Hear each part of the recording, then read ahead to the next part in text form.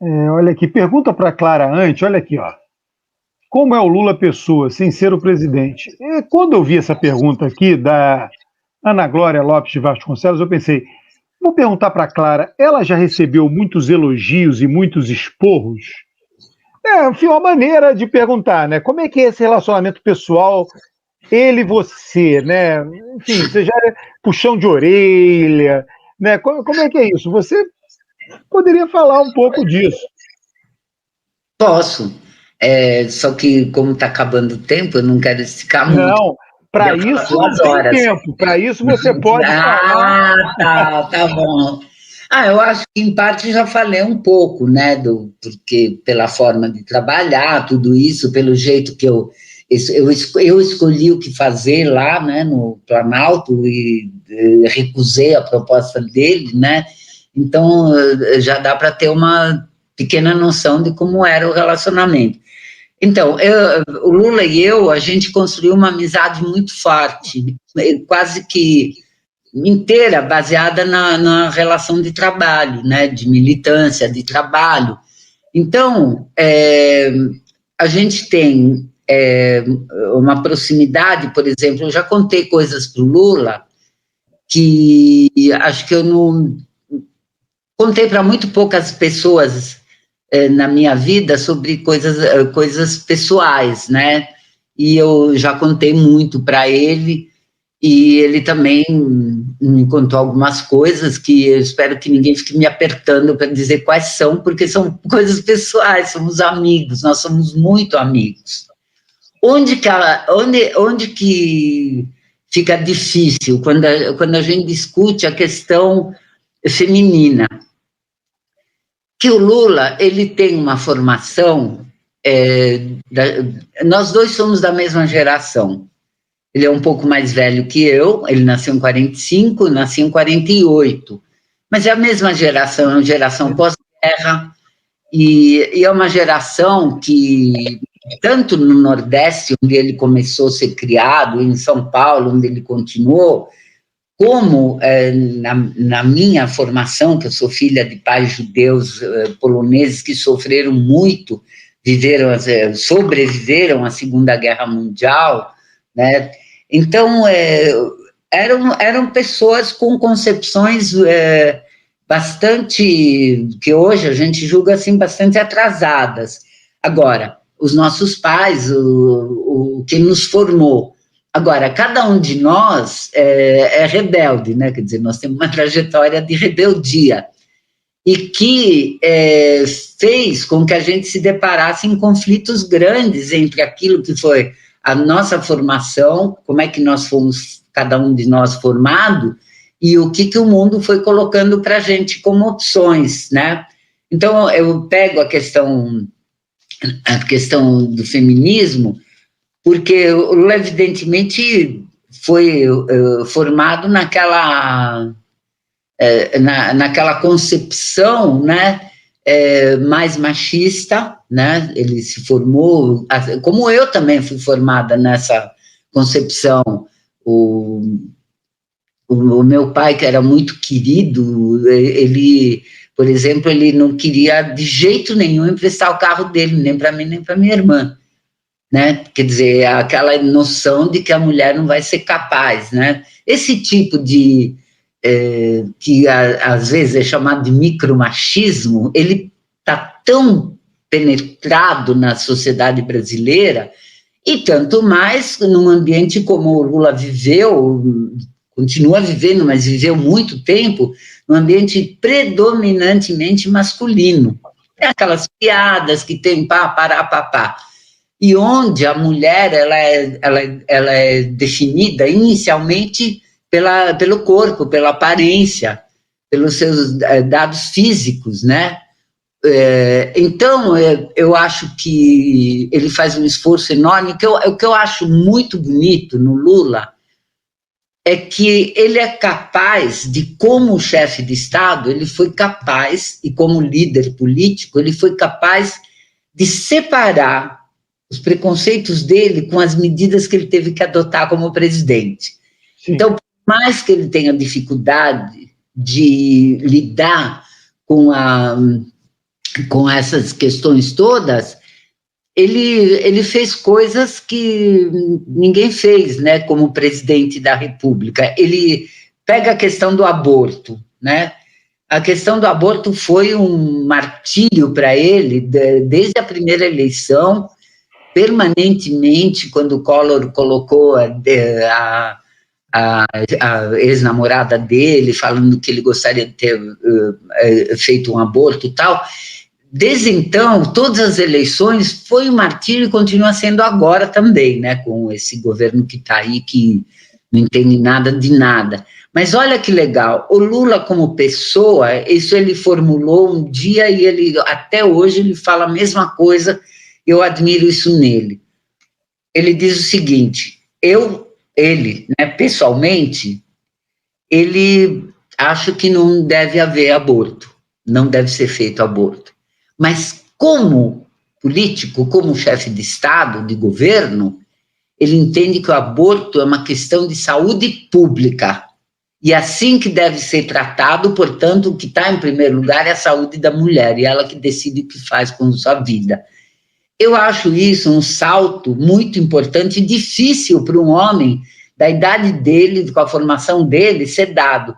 E essa separação, depois você vai ver no meu livro, eu falo em várias áreas, eu falo que ele é capaz de fazer essa separação e proceder como chefe de Estado de forma, assim, eu acho que admirável.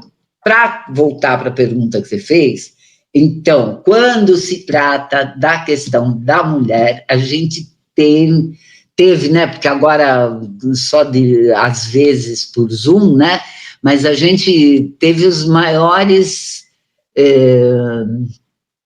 confrontos verbais na questão, efetivamente, de como tratar da questão da mulher, né?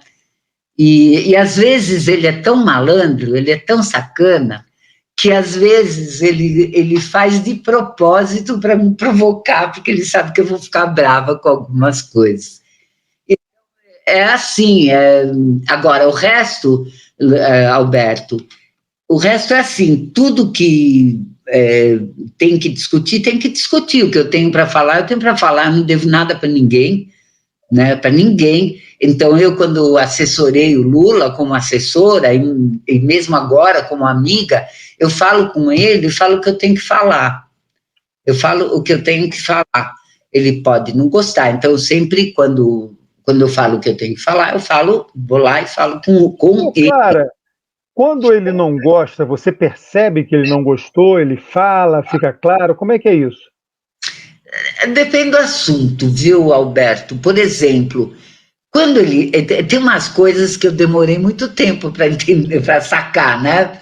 Mas é assim, de repente, eu estava discutindo uma coisa com ele, e ele começou, assim, a ficar bem irritado, irritante, e, sabe, de uma maneira áspera, né? O que era? É que ele estava gostando, mas ele não estava sendo convencido. Olha só que interessante. Interessante. Quanto mais ele mostrava irritação, mais ele queria ser convencido, né? Então é um ping-pong ali interessante e que muda com o tempo, com a situação, com a conjuntura, mas eu acho que eu mais ou menos já leio sinais, leio sorrisos, não sorrisos. Eu acho que eu tenho um pouco de... Eu tenho um pouco de... Eu acho que eu capto bastante do que vai acontecer, vamos dizer. Agora, você, em alguma situação, você já bateu de frente, não foi? Mas eu não preciso te contar. Não, mas se você tiver alguma... Se você tiver alguma que você pudesse falar para todo mundo e como é que foi administrado, digamos assim, algum tipo de pequeno conflito, é normal, é natural na relação de qualquer ser humano. Não, já falei. Eu sempre digo, cara, os seres humanos são difíceis, não tem nenhum ser humano fácil. Não tem mesmo. E eu muito menos. Não, eu posso prolongar, vamos dizer, essa questão que eu estava falando da mulher. Então, alguns anos atrás, na véspera do 8 de março, ele estava ensaiando uma mensagem, né? Então, aí eu rabisquei uma sugestão e isso aí merece outro programa, contar como é que ele trata as mensagens, como é que ele escreve, desescreve os discursos, tudo isso é um capítulo do meu livro também. Então, é assim, nesse momento, eu estava na minha sala, lá no Instituto Lula, estava eu, o Paulo Frateschi, e mais dois meninos, o Marco Aurélio, acho que já estava trabalhando com a gente, o famoso Marcola, e o Marco Antônio. Nós estávamos lá e vai e volta, né? Aí o Lula não gostou de algumas passagens e começou a encrencar. E o negócio foi esquentando. E a sala dele, no Instituto, é assim, tem 3 salas no sobrado, né? A do meio é sala de reunião, a primeira sala é a primeira dele, aí à esquerda vem a da secretária, depois vem a sala de reunião e depois vem a minha, né? E dessa tropa toda. Aí vai e volta, começou a ficar bem tenso o negócio, né? E aí o Paulo Frateschi entrou de mediador, e o negócio só foi resolvido porque o Paulo Frateschi ficou indo lá na sala do Lula, arrumando uma vírgula cá, voltou, aí eu falei, não, isso aí tira todo o significado, e foi para lá, não, isso eu não falo, porque não sei o quê. Então, foi um dos momentos bem bravos, e que eu me lembro, assim, uma das poucas vezes que precisou de um mediador, né? E o Paulão, que é muito querido, ele acabou fazendo o meio de campo, né? É isso. Pô, muito legal, Clara. Olha, eu não sei nem como te agradecer aí, você ter aceitado esse meu convite e falar. Olha aqui, está maravilhoso, Nena de Araújo. Olha aqui, olha, Cícero Alvarez, excelente, pode convidá-la mais vezes. O pessoal está adorando, Clara. Muito Que legal, bom, te agradeço. Ô, Clara, como é que você gostaria de concluir? Fique à vontade. Alberto, eu fico tensa com o negócio do tempo, porque eu acho que ninguém aguenta live muito longa, né? Embora, você não falou, mas embora todo mundo pode ver dia, pode entrar no meio, tá no YouTube, né? E então, sei lá, eu quero dizer o seguinte, eu te agradeço o convite, já não agradeci no começo, você já sabe por quê, mas agradeci no meio, agradeço agora de novo, agradeço a paciência de todo mundo que está assistindo, que a gente é gente boa, e uma parte das pessoas que apareceram aí eu conheço, e eu não sei, eu acho que é muito importante isso que você está fazendo, que você já fez um papo com o Vicentinho, um papo com os advogados que atenderam o Lula lá em Curitiba, tudo gente muito boa, e eu acho que é importante, porque, como eu dizia, esse homem é mais do que uma enciclopédia. E a maioria das pessoas, quer dizer, mesmo eu, que tenho um conhecimento assim bastante grande de décadas do que ele fez, do que ele liderou, a importância do que Lula liderou é de uma grandeza. Inclusive tem coisa assim mais da política que hoje ficou mais claro que você queria mais a ênfase nas relações com ele, tudo isso. Mas tem muita coisa para a gente analisar do papel que ele teve em cada uma das décadas nesse país, entende? E eu, logicamente, que quando você me convidar para falar do meu livro também, né? Então, eu vou contar mais coisas, né? E eu estou contente, eu estou bem, eu tô muito triste com a pandemia e o pandemônio, não sei como a gente está aguentando, o país está sendo trucidado, é uma dor cada dia, é uma dor ver a CPI, é uma dor ver... O governo não tem autoridade, não tem projeto, não tem nada, só tem criminosos e esses milicianos. É uma coisa muito triste, muito triste. Então, isso me deixa bem chateada. Eu estou um ano e 2 meses, 14 meses dentro de casa. A minha sorte é que eu me aposentei e contribuí durante 40 anos, viu, pessoal? Me aposentei pelo INSS e está me dando a possibilidade de eu ficar em casa e ajuda de amigas, amigos e vizinhos, a quem eu agradeço sempre muito, muito pela solidariedade, pelo apoio. Então, eu estou assim, eu acho que a gente tem que segurar a peteca, não deixar a peteca. Ao mesmo tempo, eu quero deixar claro que é um momento de um sofrimento muito grande para mim, muito grande. No começo da pandemia, eu vivia a combinação de duas coisas muito difíceis. Uma era continua sendo, né, as mortes, as baixas que o Brasil está tendo todo santo dia, e eu moro perto de um pronto-socorro. Então, eu tenho as sirenes o dia inteiro aqui. É o pronto-socorro, perto de um corpo de bombeiros, que também tem aqueles resgates que correm por aí. E isso, de um lado, e de outro lado, o medo, que eu sou humana, eu sou uma pessoa que tem problema nos pulmões, que eu fumei demais, foi um erro grande da minha vida. Eu me sinto vulnerável, tenho medo desse vírus, e então essa combinação da tristeza, das perdas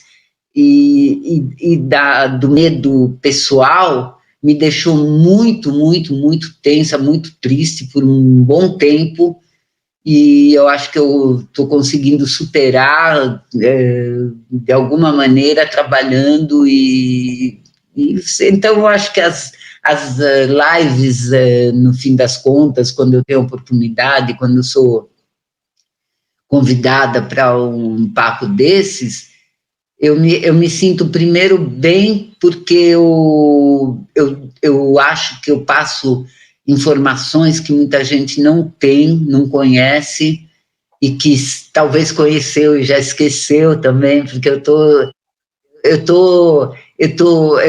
atravessando, navegando em 4 décadas, né? Então não é qualquer coisa, e é isso, me sinto feliz de poder estar presente, de poder estar fazendo isso, mas eu não tenho como reduzir a tristeza, em hipótese alguma. Essa daí ela comigo e vai dormir comigo. Então é um momento muito, muito, muito difícil. Quando eu vejo esse desprezo pela vacina, quando eu era bem pequena, eu recebi a vacina Salk da poliomielite, que foi anterior à Sabin, da gotinha. E um primo meu, eu morava na Bolívia, ele morava na Argentina, ele não teve a vacina, então ele ficou paraplégico. A vida dele foi tão triste, mas tão triste, cheia de tristeza. Teve também alegrias, ele superou, mas viver com muletas praticamente que a vida inteira me fez entender o que é uma vacina desde criança, que eu tenho entendimento. Então, eu fico muito brava com esses movimentos anti-vacina, e não vamos nem falar do resto, né, que está sabendo. Então é isso, Alberto, eu abri agora no final, porque meu coraçãozinho, e ele também ele fica batalhando por um lugarzinho, né? É isso. Não, Clara, ninguém aguenta, o momento é difícil para todo mundo. Eu, de novo, queria agradecer aí a sua disposição na sua fala. Olha aqui, eu estava aqui te ouvindo com toda atenção e tentando aqui ler o que as pessoas escreviam, foi muito elogiada, um sucesso fantástico aqui a nossa live. Viu? Obrigada. Obrigado, Clara. Obrigada a todos e todas. Obrigado a todos.